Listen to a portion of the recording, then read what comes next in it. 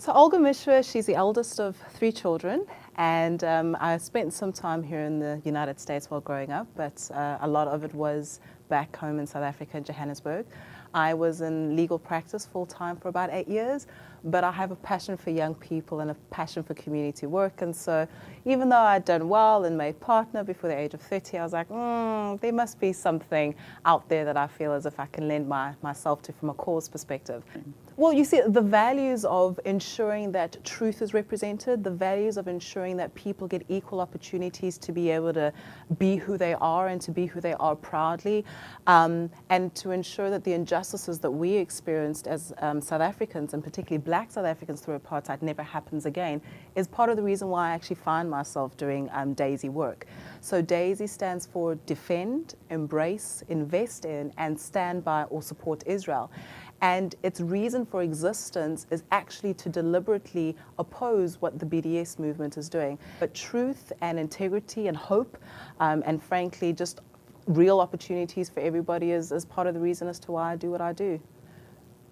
We live in a day and age where there's so many challenges, but I do believe that people at their heart of hearts just want to wake up every morning and give the best for their families and have the best opportunities for themselves.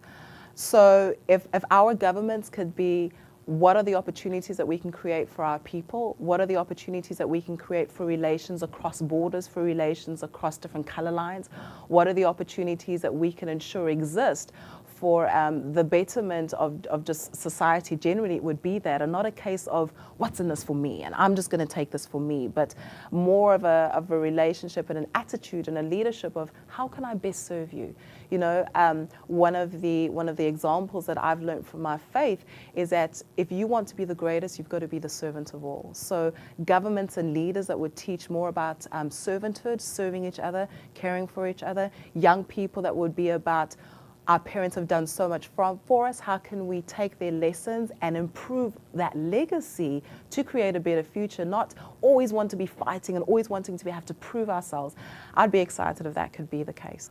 For me, what's even more satisfying is when I see the enlightenment in people's eyes, when I see how young people are, and even old people are getting opportunities and technology assistance with regards to Israel, how it's changing their health.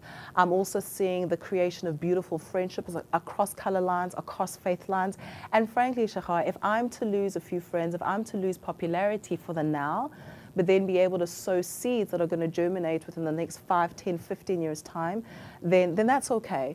Because then when history tells a story as to peace and stability and greater harmony, not only in the Middle East, but across Africa and the United States, I want to be on the right side of history and still be able to say that I was bold enough to make a stand that was able to actually bear real fruit and real peace and real harmony.